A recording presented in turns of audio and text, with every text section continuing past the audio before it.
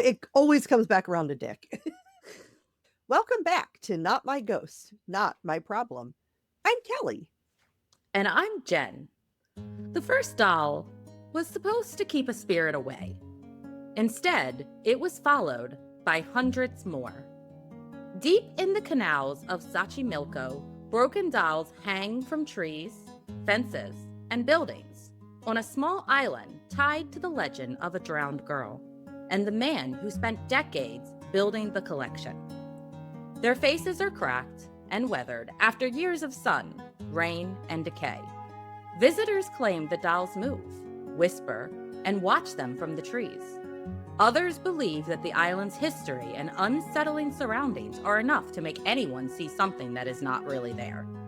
Today, we are getting into how ordinary pieces of farmland become one of the world's most infamous paranormal destinations, the stories surrounding its creator, and whether the dolls are haunted or simply very good at making people feel watched. So grab your life jacket, your firm refusal to make eye contact, and a doll you are willing to sacrifice, because today we are heading into Isla de las Muñecas, the island of the dolls.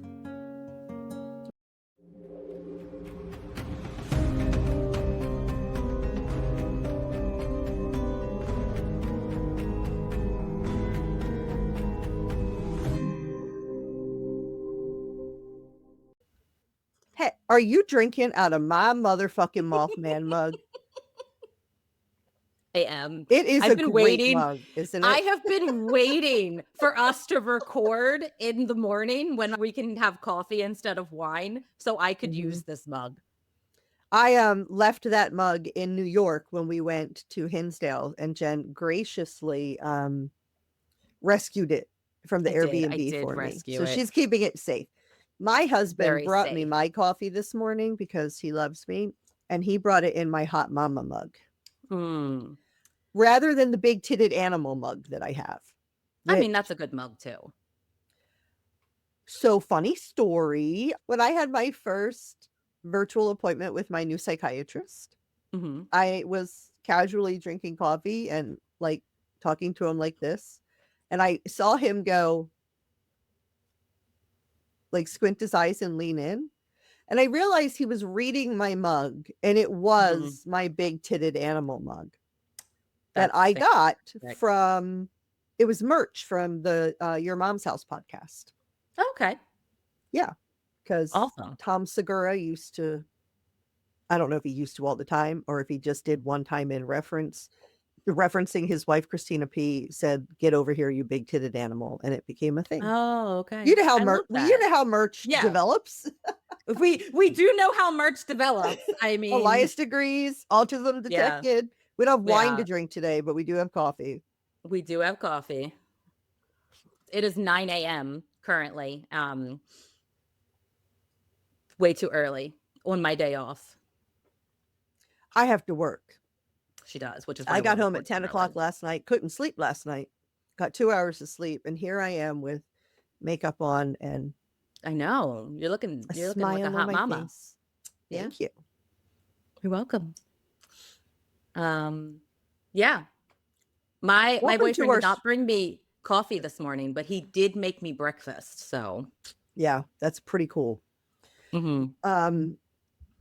My husband didn't get out of bed until after I got out of the shower and was completely ready. Okay. Yeah. But it is his day off too, so. Yeah, that's fair. That's fair. Yeah. Well, welcome to our scripted unscripted banter. Yes, welcome. I do have a question for you. Okay. At what point does collecting something cross the line from an interesting hobby to a deeply concerning lifestyle choice? Is this a dig at me and my dolls? No.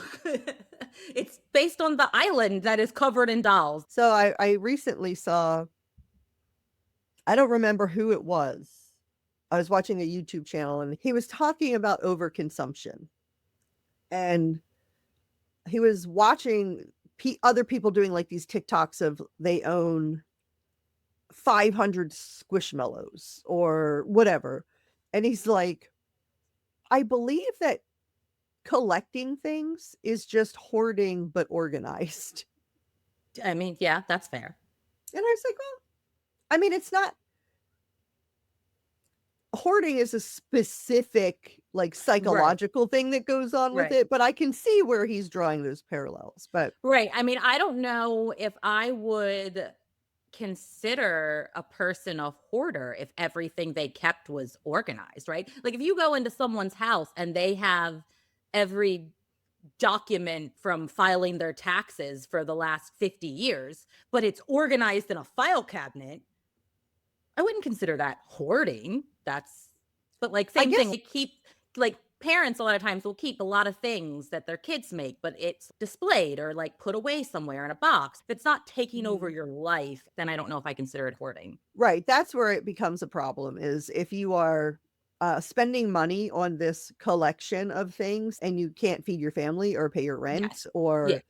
or, you wanna blow your paycheck on it and then borrow money Yeah. from other people to make your bills. Or it affects your living area, right? Like if you're Right, you just can't, it's a fire hazard, you've got so right, much fire stuff in there. hazard or depending on what you're collecting, bugs and yeah, it can't. Yeah, No. Yeah, 'cause I would I've agree. watched hoarders, and some of those people collect banana peels all over their floor, Yeah, you I've know? seen and I'll have to try to see if I can find this creator and tag them below because I don't remember their name, but I follow them and I've seen a couple of videos. They do um like cleaning of people's like Oh, hoarding yeah. homes for Is it a free. woman or a man? Yes, it's a woman. Okay, so I watch a man, it's, Okay. like Midwest Magical Cleaning or something like that. I know Um, there's a one guy I watch that I've seen does like lawn care for like people. He'll go up I've and like seen knock that on their too, door yeah. and be like, "Hey, like your, lawn's kind of overgrown. I do this for content." Like, Mhm. but I've seen this the woman woman too. yeah, I've the seen that woman woman too. does I'm pretty sure it's all through donations that allows her to do this. And, obviously I'm sure she's making money from content because her views get video, but her Her wait, videos get views. Her views get video. The coffee hasn't kicked in yet, you all. This will be an interesting comparison between not awake us and drunk us. So, um, but yes, she'll do the videos where she'll show the room. It'll be like multi-day and like as gross as it is, it's also fascinating to watch because like you just the magic that this woman does. Like you see these areas and they're mhm, gross and she just comes in and it looks fucking brand new.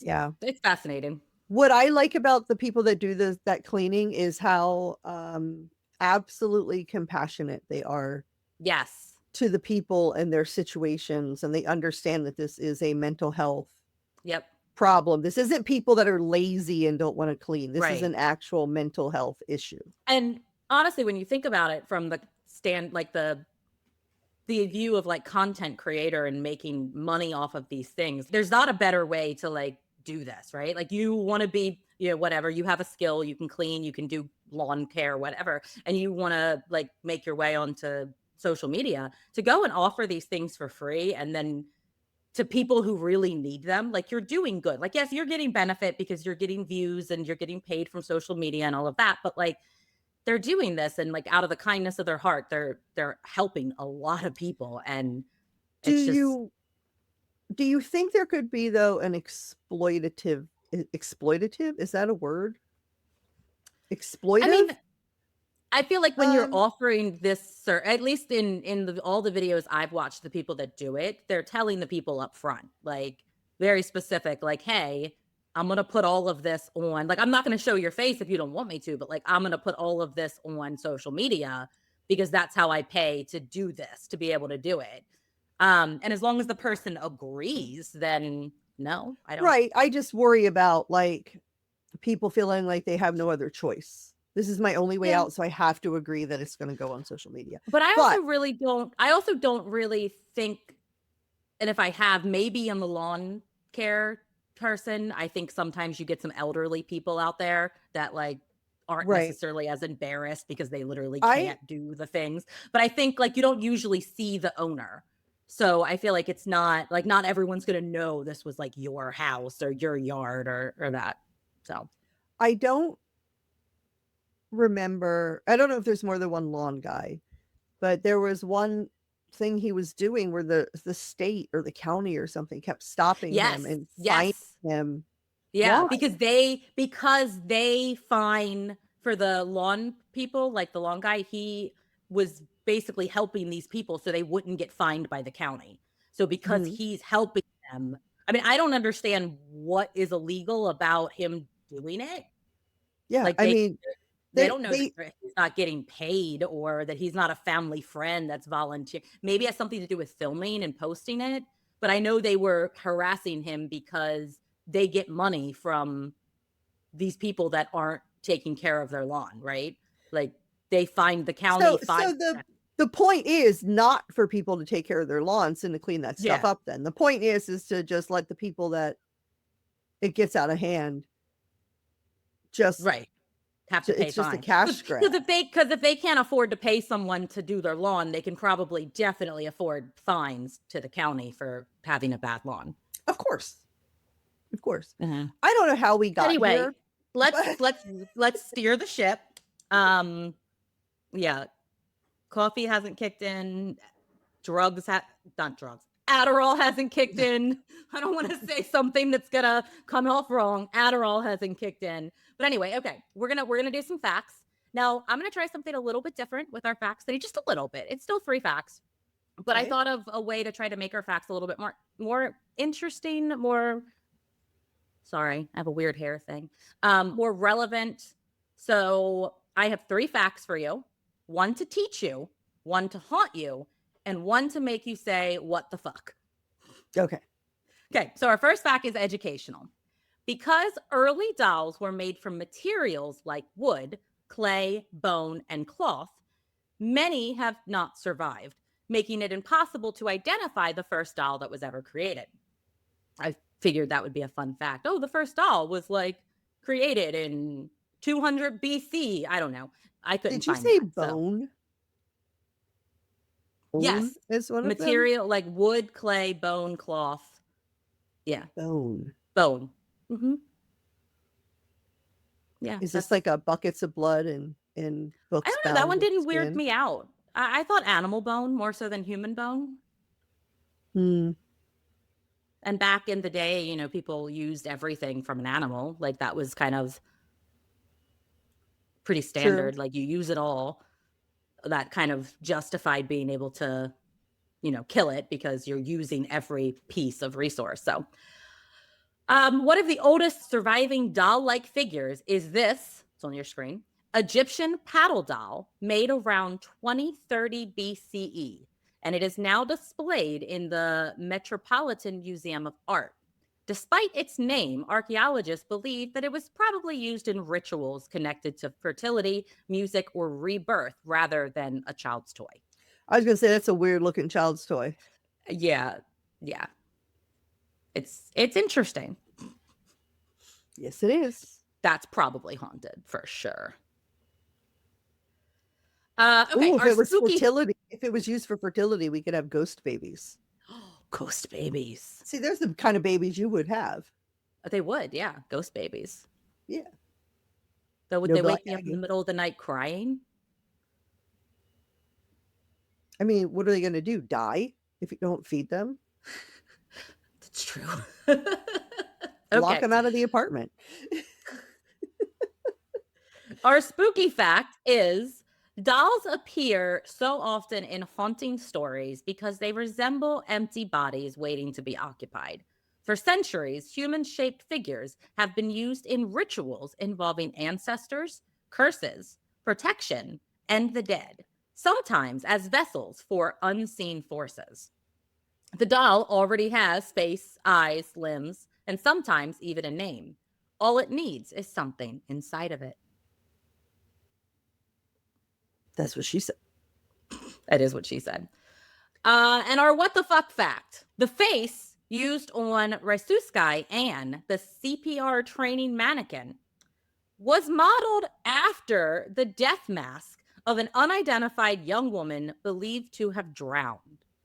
Millions of people have practiced saving a life by breathing into the face of someone who may have died drowning. Yeah, Did you know that already? I did, because Well, I I did watched the not whole know that. thing. I watched a whole video about,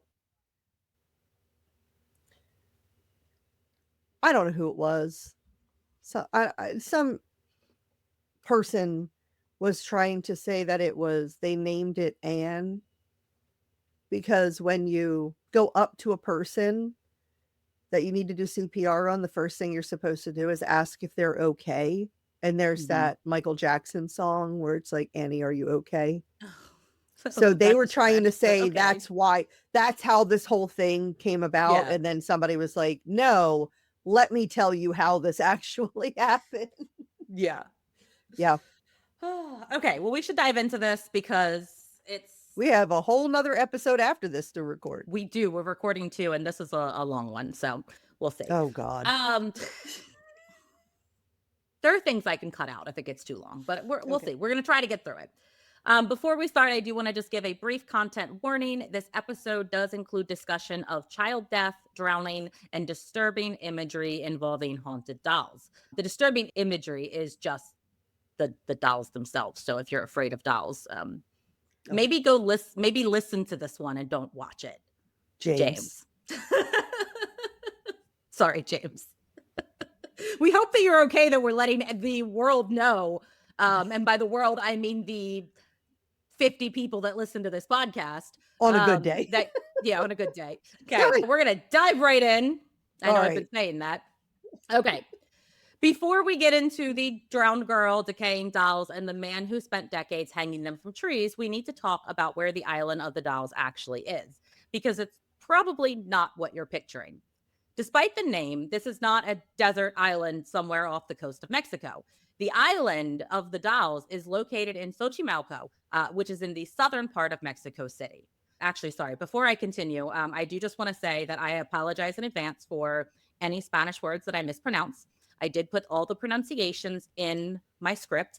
And I also just want to point out that I asked my Hispanic boyfriend for help with pronouncing some of these words, and he struggled. So it's not my Oh fault. no, I was going to suggest that you have him come out whenever you need to say one of these words, and then he It's could a, just say it for you. But if he was struggling as well, yeah. yeah, okay. So not my fault. I tried. Okay. Xochimilco is known for its network of canals and its brightly colored flat bottom boats called Trajineras, decorated with flowers, painted designs, and names displayed across the large arches. The Trajineras carry people through the canals for sightseeing, birthdays, family gatherings, and other celebrations. Food vendors move between the boats, musicians perform from the water, and some parts of the canal system feel like one enormous floating party. Sounds like a great time. Yeah. But naturally, someone looked at all that joyful experience and thought, that's nice. What if we added several hundred decomposing dolls? Decomposing dolls. I love that visual that they are Yeah. decomposing like a human would. Yeah. The canals are remnants of the lakes and waterways that once covered much more of the Valley of Mexico. Communities in the region created raised agricultural plots called chinampas by building layers of mud and soil and vegetation within the shallow water. Chinampas are often called floating gardens, but they're not enormous rafts drifting freely through the canals. They are constructed plots of land surrounded by water. And that is what the island of the dolls actually is. In 1987, Xochimilco and the Historic Center of Mexico City were designated a UNESCO World Heritage Site. But the area is not some abandoned haunted or historical attraction. Haunted, that's where my brain goes. Yeah. It remains a living community where people continue to live, work, and farm. The island of the dolls is just one deeply strange property within that much larger landscape. It is also located away from some of the busiest tourist routes. Visitors have to reach it by boat, and depending on where the journey begins, this trip can take several hours. And that journey is part of what makes the island so unsettling. The ride begins among these colorful boats and music and food vendors and families celebrating on the water. But as you travel deeper into the canal, the crowds begin to disappear. The music grows distant and the vegetation starts to become thicker. Then the dolls begin to appear. At first, it might only be one, a faded figure hanging from a distant branch. Then another comes into view, and another. Soon, silent faces begin emerging from the trees. Some dolls dangle by their necks or limbs above the water. Others are fastened to fences, sheds, and the walls of aging structures. Many are missing their eyes, heads, arms, or legs. Cracked faces peer through the tangled leaves. Empty eye sockets stare towards the canal. Broken hands and detached heads slowly disappear beneath the vines and vegetation. This place sounds awesome. Doesn't it? Nothing says a relaxing boat ride like a wall of empty eye sockets. I can see that as a part of, like, you know how they do like haunted hay rides? Yeah. A haunted, You know, if you were making like a Trajana haunted ride. like, yeah, that'd be pretty Yeah. cool. Of course, this, I guess, arguably is. It is automatically. Yeah. Yeah. Years of sunlight, rain, humidity, insects, and plant growth have warped the dolls' bodies and destroyed their clothing. They were once ordinary toys meant to comfort children. Now, they look like something left behind after a nightmare. Most of the dolls were not deliberately altered to make them frightening. No one had to carefully design the cracked faces, rotting clothes, or hollowed heads. Time did that on its own. Today, the island of the dolls is covered in dolls. Official descriptions refer to hundreds, while other accounts place the collection well above 1,000. There is no agreed count. The safest answer is that it's far too many to feel normal. The island is now internationally known as a haunted destination. Visitors come to photograph the dolls, leave offerings, and hear their stories of their eyes opening, limbs moving, and whispers drifting through the trees. But it did not begin as a professionally designed haunted attraction. The dolls were placed there over several decades by a man, Julián Santana Barrera, to understand how an ordinary piece of farmland becomes a nightmare landscape filled with decaying dolls. We first need to understand the man who created it. Yeah. We do. So Julián was born in Xochimilco in 1921. His parents were farmers, and he grew up helping them cultivate crops and transport produce to the markets in Mexico City. He attended school through the 6th grade, but much of his education came from working alongside his father and learning how to farm. As an adult, Julián reportedly worked as a night watchman before eventually settling on a remote Chinampa deep within the canals. There, he lived simply, growing vegetables and traveling by boat to sell or trade what he produced. Why he chose to isolate himself is unclear. Some reports claim that Julián left behind a wife and a family. Others say he withdrew after a failed relationship. Some say he just wanted to live as a hermit, which, fair. Or maybe was searching for more of a spiritual life. But in a 1994 interview, Julián gave a much less dramatic explanation. He said that he had just grown tired of moving around and no longer wanted to leave the land. So the haunted tour version gives us heartbreak, abandonment, and mysterious descent into isolation. Julián's version was basically, I'm tired, I live here now. Not exactly the tortured origin story that the haunted tour industry was hoping for. On the Chinampa, Julián lived simply. He grew vegetables, he traveled through the canals to sell or trade whatever he produced. Some accounts described him as intensely religious and claim that his preaching sometimes created tension with people in nearby communities. One version even says that residents eventually barred him from returning to their community. That story has been repeated, but it has never been independently confirmed. So we'll see. And there's an appropriate amount of, I want to share my faith. Yes. until someone says, I'm not interested. Like, and then there's just, even if somebody was initially interested, it's like, this is not your Yeah. pulpit. Like, Right. Yeah, calm down. We're done. Thanks. yeah. What is better documented is that Julian believed deeply in supernatural forces. He spoke about witchcraft, spirits, and the power of religious objects. He even claimed that his father had died because of a witch. Of course. Yeah. Fuck it, witches. So to some, I know, God damn it, those damn witches, they suck. Some of the worst people I know. Terrible. And for those who are just tuning in for the first time, I'm a witch. So hi, it's me. I'm the problem. It's me. So were many of our patrons who we love dearly. Yes. And probably a lot of our listeners, all 50 of them.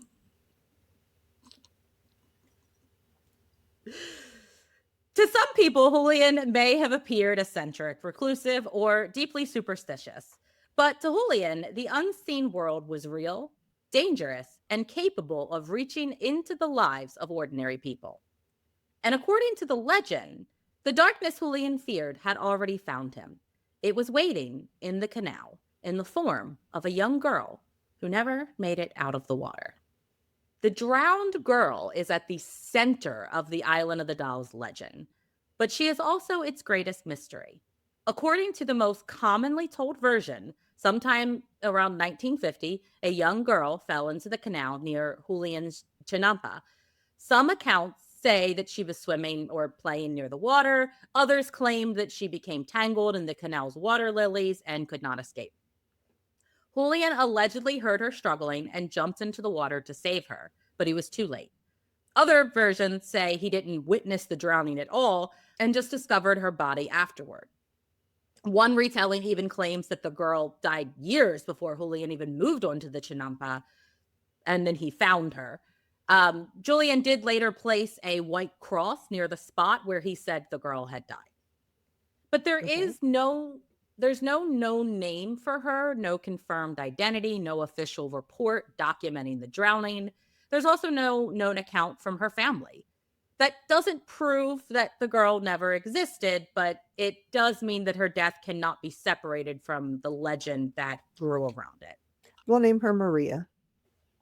To be fair, we don't even know if she existed. That doesn't mean she doesn't get a name. Okay, that's fair. That's fair. When you walk into my house, you know there is, when you turn to the left, there is a table that everybody throws their shit on. Mm-hmm. Its name is Bert. Because we name things like that. So if somebody's like, hey, have you seen my whatever, I can say it's on Bert, and they know exactly what I'm talking about. Okay. Yeah. That's fair. I mean, I like we that. can name that. We That's can true. name this fictional child. Okay. So not long after the alleged drowning, Julian reportedly began noticing strange activity near the canal. He claimed to see shadows moving around the property and that he heard the sound of a young girl crying near the water. Then a doll appeared floating in the canal. I would be afraid of La Llorona, hearing somebody cry by the water. We briefly mentioned that a little bit later. I was very surprised how it came up in connection with this, because I did not make that connection while researching it until I got to this part. But there's someone who makes that connection.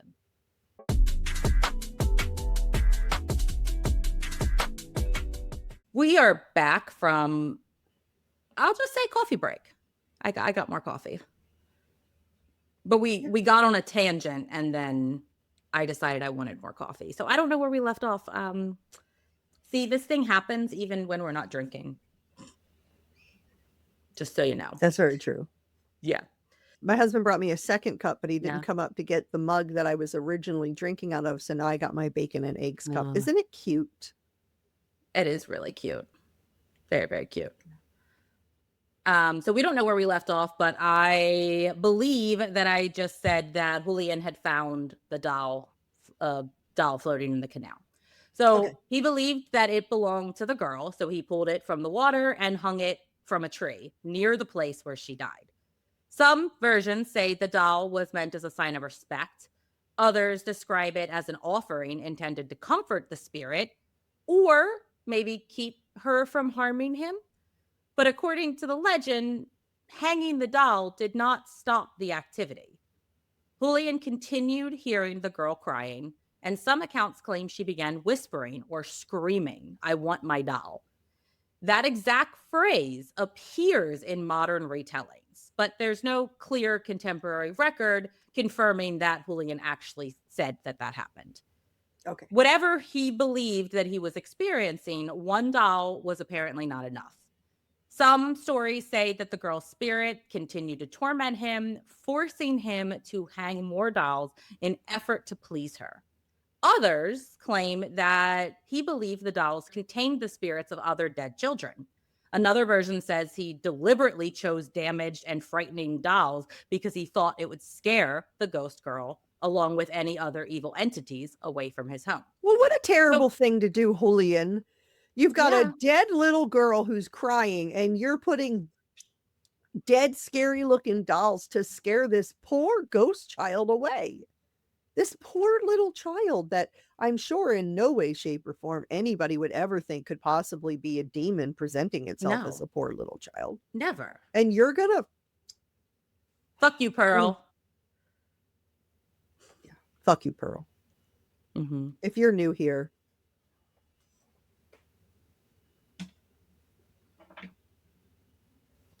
this is Pearl. Tell her to fuck off. Fuck you, Pearl. Okay, but depending on which version of the story you believe, the dolls were either offerings, spirit vessels, guardians, or tiny plastic security guards. Because when one potentially haunted doll does not fix your ghost problem, obviously the solution is to add 100 more. Whether the girl truly drowned there, I'm up to 18. You are up to 18. Yes, I still only have 4. I'll get there. We're going to get you more dolls. I'll take them. So whether the girl truly drowned there, whether Julian believed that she did, or whether the story just became more elaborate as the island gained attention, it did give meaning to that first doll hanging from that tree. And once the first doll went up, it didn't remain alone for long. So whatever inspired Julian to continue collecting dolls soon became a major part of his life on the Chinampa. Over the following decades, he gathered them from wherever he could. Reports say he pulled the discarded dolls from the canal, from trash cans, collected them from the streets, and sometimes even traded his vegetables for them. As the word of the collection spread, visitors also began bringing dolls to the island.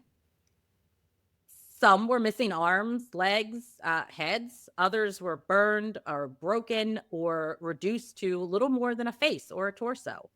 He hung them from trees, attached them to fences and buildings, and placed them throughout his home. Because apparently the correct number of dolls staring at you while you sleep is several hundred. James. Despite their condition, Julian reportedly cared for the collection. His nephew said that he cleaned the dolls and he treated them with genuine affection. To visitors, they may have looked like discarded toys, but to Julian, they were meaningful objects that belonged on the island. One doll became especially important to him. Her name was Agustinita, and she was reportedly... Why are you laughing?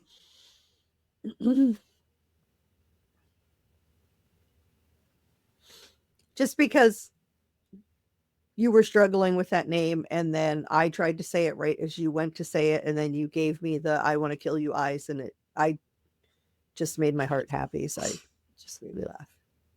Percy. And if you want to see that, go join our Patreon. She was reportedly treated as one of the island's most powerful protectors. Visitors began leaving offerings for her and asking her for healing, protection, or other favors. As the number of dolls increased, so did curiosity about the man living among them. People began traveling deeper into the canals to see the collection for themselves, and many brought new dolls to add. The more visitors came, the larger the collection became. And as the collection grew, the island attracted more attention. Over time, Julian's quiet piece of farmland was almost completely transformed. Trees, fences, sheds, and walls disappeared beneath cracked faces and broken plastic bodies. What began with one doll hanging from a tree had become an entire island watching from the shadows. I don't know. I Huh. just felt like maybe you should say so. I feel like I've been talking for a while, so I just Well, thought I you would you roll. said it was long, and I It just is, didn't yeah. wanna keep interrupting if it's, like, a really long script because we were, like, banter heavy in the beginning of the We episode. were, So, yeah. I That's was fair. That's trying fair. to keep it Okay, okay. a I'll keep little rolling through. Up until 2001, when Julian passed away, he was still living on the island surrounded by the dolls that he had collected for decades. According to one of the most repeated versions of the story, he was fishing with his nephew near the canal when he suddenly began talking about voices coming from the water. Some accounts say that he believed that mermaids were calling to him. okay. His And are dolphins mammals? throwback to our mermaid Sorry. episode. His nephew reportedly left for a short time, and when he returned, Julian was face down in the canal.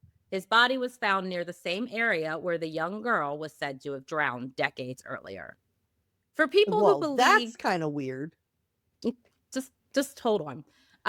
For people who believe that the island was haunted, the ending seemed almost too perfect. Julian had spent years trying to appease the girl's spirit, only to die in the same water where the legend began. Because apparently living among hundreds of decaying dolls was not enough nightmare fuel, the canal also needed to add singing mermaids and a full circle supernatural death. But the facts are just a little less dramatic, Kelly. Family accounts say What? that Julian suffered a heart attack and then fell into the water. The story that he drowned in the exact spot as the girl cannot be confirmed, especially because the girl's drowning itself was never actually documented. The claim Right. that he heard mermaids calling to him also appears mainly in later retellings, and there is no contemporary record confirming that that conversation ever took Well, place. right, because he was dead, so you couldn't ask him he couldn't tell them, like, "I heard mermaids calling to Well, me." yeah, but the story says his nephew said that, and his nephew has never, Oh, like, okay, I his guess, nephew come out said and it. confirmed it somewhere. It was just said over time and repeated, as stories are. Um, so Julian When did I die. die wait, when I die and you retell my death, I Make it want you to dramatic. tell people that I thought I heard mermaids calling me, Perfect.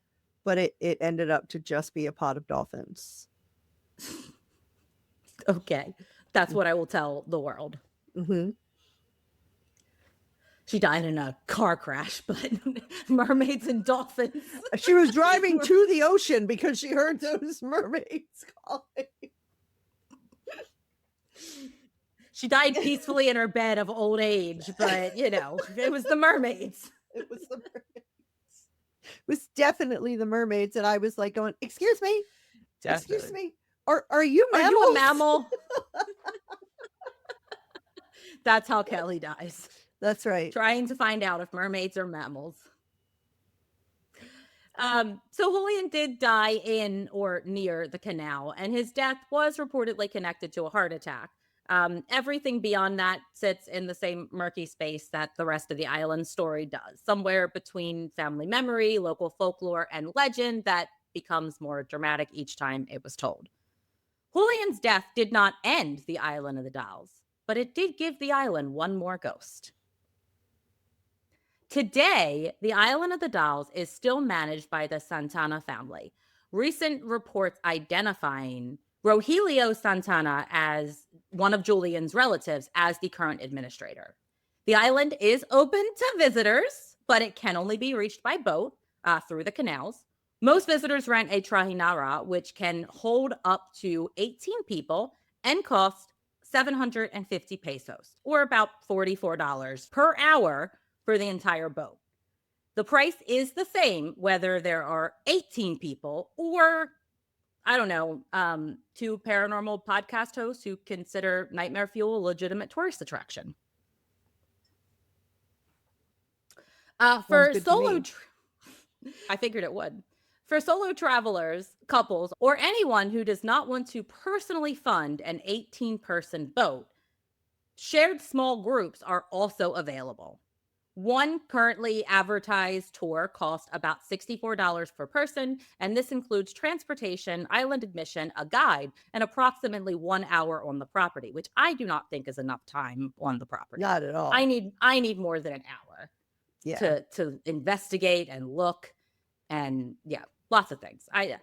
More than an hour, please. Visitors should also confirm, if you are planning on visiting this island, please confirm that the tour that you're booking goes to the original island, because there have been replica doll islands that have appeared along the canals. Some tours may stop at or just pass by those. But just make sure it's the real island and not a poor imitation. The boat ride moves through the canals, passing working chinampas, plant nurseries, wetlands, birds, and thick vegetation.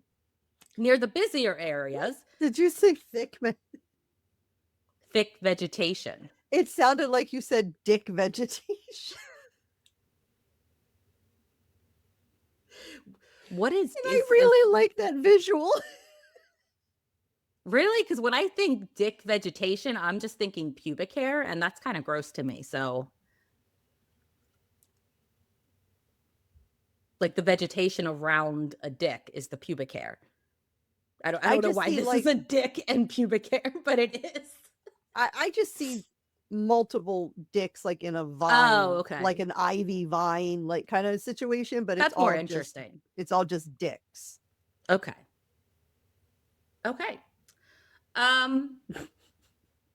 Sorry, sure. Guys. Near the busier areas, visitors may pass food vendors, musician, and mariachi bands. Further into the canals, the music fades, the ride becomes slower and quieter. Whether that feels peaceful or deeply suspicious probably depends on how comfortable you are drifting toward an island covered in haunted dolls. Once there, visitors can walk among the dolls, see Julian's former home, and hear the legend from a guide or a family member.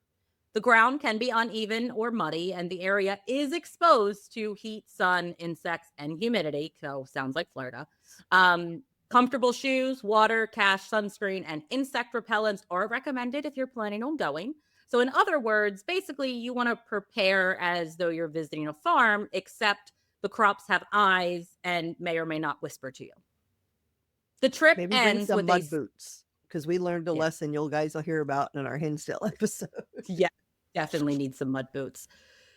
The trip ends with a slow ride back and the realization that you paid real money to be judged by several hundred pieces of plastic. Are you ready to get into the paranormal activity? No, I think I'm good. Okay, we'll just stop it here. We'll just stop here. Yeah, we're no longer a paranormal podcast. We're just a history podcast. That's it. Yeah, just the information. Yep. Okay, bye. Kidding. See you, everyone. Okay, so the paranormal stories surrounding the Island of the Dolls are not limited to the drowned girl. Over the years, visitors, caretakers, and local guides have reported strange activity throughout the property. The most common claims involve the dolls themselves. People saying that they have seen dolls open their eyes, turn their heads, move their arms and legs without ever being touched. Others claim that the dolls change position when no one is watching. Apparently, the dolls prefer just enough movement to make you question whether it actually happened at all, which that's fair. Yeah. There are also repeated stories of voices coming from the collection. Visitors have reported hearing the dolls whispering to one another, while people passing the island by boat have claimed to hear voices calling or attempting to lure them ashore. The mermaids. Could be the mermaids. Other reports include dark shadows moving around the property, unexplained crying or moaning near the canal, and strange noises breaking the night's silence. Some visitors describe getting goosebumps, feeling watched, or sensing an unusually strong or uncomfortable energy as soon as they arrive. Okay. Local stories also claim that certain dolls walk around the island at night or possess protective and healing properties. Some visitors will leave offerings or ask the dolls for help, treating them more as spiritual figures rather than haunted toys. Once the island of the dolls became internationally famous, paranormal investigators began lining up for the chance to spend the night surrounded by hundreds of decaying plastic children, because apparently indoor haunted locations were no longer challenging enough. Is our favorite douchebag there? The first show that we're going to talk about that investigated this island is Ghost Adventures. Oh, okay. And they investigated the island in October 2014. Zach Baggins, Nick Groff, and Aaron Goodwin traveled there for an overnight lockdown. Zach, of course, approached the investigation the way he approaches most hauntings, as though an invisible demon had personally challenged him to a cage match.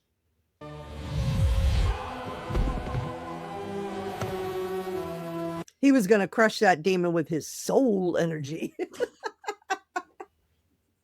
We need a soul energy merch. I think we do, and maybe I don't know what it's gonna be. Yeah, I don't know what it's gonna be, but well, we should have our patron who we got that from maybe brainstorm ideas with yeah, her. of what the soul energy. Katrona, homework. Yeah. Brainstorm some ideas of what our soul energy shirt can look like. Yeah. Okay. Back to Ghost Adventures. So their episode featured several possible instances of paranormal activity. The crew heard what sounded like a doll laughing, and lights appeared to activate around parts of the collection. Viewers also noticed footage in which a small doll's hand appeared to move or point towards Zach, because of course it fucking did. Naturally, Ghost Adventures gave every creak and flicker the full treatment. Night vision camera, close up, dramatic music, and Zach lowering his voice as if he were narrating a haunted cologne commercial.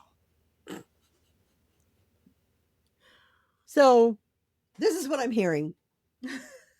Zach Baggins is the Axe body spray of the paranormal community. Yes. Okay. Mm-hmm. Glad we solved it. Yeah. Okay. This island was also featured on an episode of BuzzFeed Unsolved, Supernatural, and this was in October 2016. Ryan and Shane visited as a part of an episode covering 3 allegedly haunted locations. Their segment focused less on one major piece of captured evidence and more just on how deeply uncomfortable the island itself felt. Years later, Shane said that the Island of the Dolls was one of the locations where genuine friendship was necessary simply to maintain morale. And when the resident skeptic says that teamwork is required just to stand there, the dolls are clearly doing their job. Creepy. So they can be. I recognize that. I wonder if part of the I would be worried that because of the creepiness of the dolls that I might interpret other things as paranormal that were not necessarily paranormal. Yeah. Because we get into like that a little bit. Yeah, when we start talking about skeptic viewpoints, I get into that a little bit. Okay. 2 cups of coffee after ADHD medicine may have been a mistake. Oh, okay. Why? Because I'm feeling a little jittery. Oh, I don't know. Coffee never makes me jittery. People say that. I've never, not once. It doesn't make me jittery at all on its own. But apparently the Interesting. combination Okay. with the Well, medicine. I would say that we're almost done, which we are, but we have a whole nother episode to record after this. So buckle up. Tune in next week to see How jittery we get when I'm reading my episode. we'll see. It's gonna be fun. Okay, so in October 2020, Expedition X sent Jessica and Phil to the island for an episode called Terror on Doll Island, and they were joined by the king of the paranormal community himself, Jason Halls. Oh, Jason. I have just labeled Jason the king of the paranormal community. If anyone wants to disagree with that, fight me. Yeah. You can be wrong, I guess. You're allowed to have a wrong opinion. But the disputed facts are Jason Halls is the king. Yes. I don't even know if Jason would like that title, but he can fight us too. He can fight us too. Well, actually, I don't know. I would not want to fight Jason. He would, well, he's a gentleman. He wouldn't fight me, but if he would actually fight me, he would kick my ass. If anybody would actually fight me, they'd probably kick my ass because I'm old and broken. But I'm not old and broken, but I'm a lover, not a fighter. But anyway, okay, back to Expedition X. You can't say that after you just told people to fight you. That's true. Fighter with words, people. I'm good with words. You wouldn't know it by watching the outtakes of this podcast, but I am, if I have plenty of time to think about it behind a keyboard. Right. And anyway, say it 15 times before it makes the episode.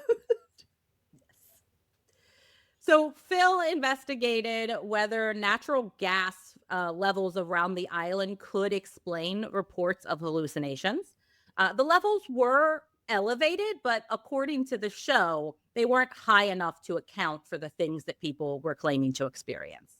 And that's something, at least that it used to. Expedition X did very well. The show would usually test possible environmental and scientific explanations alongside the paranormal claims, rather than just treating every sound or physical reaction as immediate proof of haunting. And they still do that. Unfortunately, I'm not a big fan of the show anymore because Jessica left and they replaced her with someone who is a terrible actress. And it just seems like everything that comes out of this woman's mouth is scripted.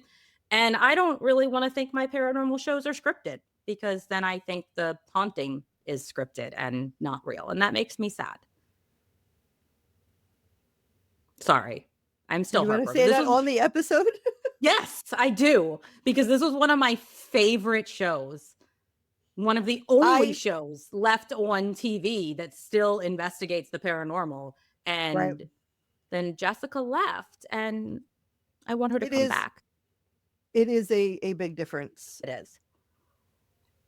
And when we watch paranormal shows, we would like the illusion of it being at least as honest as it can be.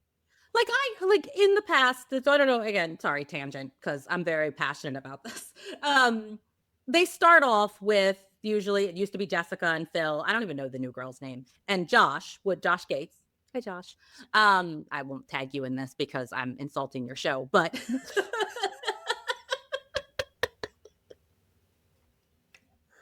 nobody else tell them. Don't tell them. This is the one we'll get like 1,000 tags in the comments. It's okay. No bad press. But they would sit around in like his office area thing and they would discuss where they were going. And that part always felt a little bit scripted, but I'm like, okay, that can be scripted though. Like they're giving some history about the place. They're talking about the claims. Like, okay, I know they're setting it up to feel natural and it didn't always, but like not a big deal. But when they got out into the actual field, and like sometimes there were moments where they would be talking together and it'd be like, I'm going to go do this and you're going to go do that. Where that was like, okay, that's scripted. But like when they were investigating, it never felt scripted. And now it does. And that makes me question whether or not any of the paranormal stuff that's happening is actually happening. And I think it's fair to say that it doesn't mean that it is scripted.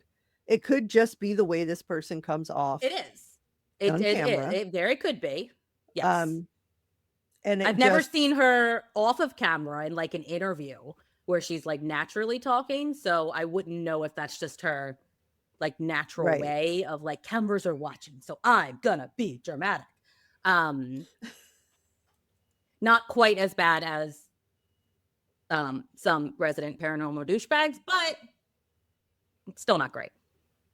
Sorry, back to Expedition X. Jessica did spend some time alone inside the shack where the first doll was reportedly displayed. The team did later review its recordings, and they did find some flickering lights. They heard some tapping sounds and some other unexplained noises throughout the island that couldn't be explained. Okay. And the last group that we are going to talk about are Sam and Colby. And Sam and Colby investigated the island with YouTuber Fadi Vahivani, and I apologize, I've never heard of this person, and I that's how my pronunciation said to pronounce his name.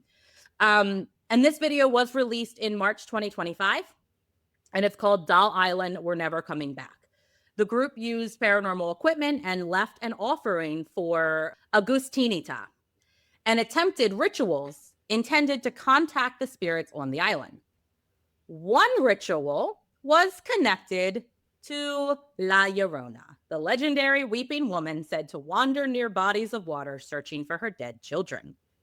Because an island already associated with a drowned girl and hundreds of possibly possessed dolls apparently needed another crying ghost added to the group chat. Did Ellie, does Ellie need a treat? Is she behind me? She was on the other side. Oh. And I could just see her tail. I could just see her tail, and I was like, she probably did her business and treat break. Yeah, probably. I'm just looking out for you, Ellie. Ellie, Aunt Kelly's got you. Okay. Sam and Colby later released a follow-up discussing what they believed was an encounter with La Llorona. Their investigation focused heavily on equipment responses, ritual activity, and the possibility that multiple spirits were present. I did not watch this episode, so I don't know what exactly happened, but that's what summaries said. Okay. I haven't seen it either. I haven't watched a lot of Sam and Colby. No, me neither. I only know them through Project Fear. Yeah, and I've when seen they've done them, stuff. Yeah, I've seen them do stuff with Project Fear. Yeah. So none of these investigations provides independently verified evidence that the island is haunted, right? These are edited entertainment productions. You always have to take that and understand. And the investigators arrive already knowing the stories surrounding the dolls. I do like to think, because Jason was involved in Expedition X, that is more, at least the parts that he was involved in are more legit, because again, Jason, king of the paranormal, was Josh would Gates never there too? No. Oh, okay. Yeah. I tend to put a lot of faith in Josh Gates as well. Me when too. he is out there. When he's actually out there. Yeah, me too. Mm-hmm. But still, the island consistently gives paranormal crews exactly what they came for. Unexplained noises, suspicious movement, flickering equipment, and several hours of adults becoming increasingly concerned about what a plastic baby doll is doing. Okay, skeptics will say that the whole case, the whole legend story starts with the drowned girl. And there is no confirmed identity, family account, or any official report that tied her death to the island. And the details change depending on who's telling the story. That does not prove that she never existed, but it does mean that the legend cannot be verified. The dolls also have plenty of ordinary reasons to appear active. They hang outside on branches, wires, fences, aging structures. There's wind, animals, insect, rain, shifting vegetation. All of these things can move these dolls. And the canals also carry voices and unfamiliar sounds from birds and boats and branches and nearby visitors. Why are you laughing? Because you said shifting vegetation, and it got me thinking Oh, of our dick vegetation and how they're going like from erect to flaccid to just, I don't know. okay. Back to the dick vegetation. Hmm. Um, It always comes back around to dick. okay, so as Kelly said earlier, then it is the setting itself, right? The dolls sit very deep in the uncanny valley because they look almost human without actually being alive. Add cracked faces and missing eyes and dismembered bodies, and several hundred of them staring at you from the trees. The brain is already prepped to find something wrong. Visitors arrive knowing the stories. They're watching for movement, whispers, or shadows. That doesn't mean that they're lying. It just means an unclear sound or motion is more likely to be interpreted as paranormal when someone has already been told what to expect. There's also the tourism incentive, right? The legend does attract visitors. It sells tours and has even inspired replica doll islands. This doesn't prove that the story was invented, but it does help explain why the most dramatic versions continue to spread. When hundreds of broken faces are watching you from the trees, proof may not be necessary to make you feel deeply uncomfortable. Yeah. And that brings us to the end of this episode about the Island of the Dolls, where one man's unusual collection grew into one of the world's most unsettling paranormal legend. So, what do you think? Are the dolls protecting the island, haunted by the spirits connected to it, or simply very effective nightmare fuel? And would you ever visit the island yourself? I would. 10 out of 10 would definitely. Let's Yeah. let's book a trip. On it. If you loved hanging out with us today, consider leaving us a rating or review. And please follow us on Instagram and TikTok at Not My Ghost Podcast if you want to follow even more chaos. Right. If you want bonus episodes and extra spooky perks, join our ghosty community at patreon.com/notmyghost, not my problem.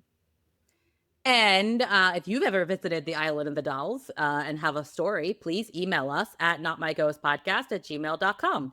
Really, any story. It doesn't have to be any island full of haunted dolls or any paranormal experience. We're not picky. Please.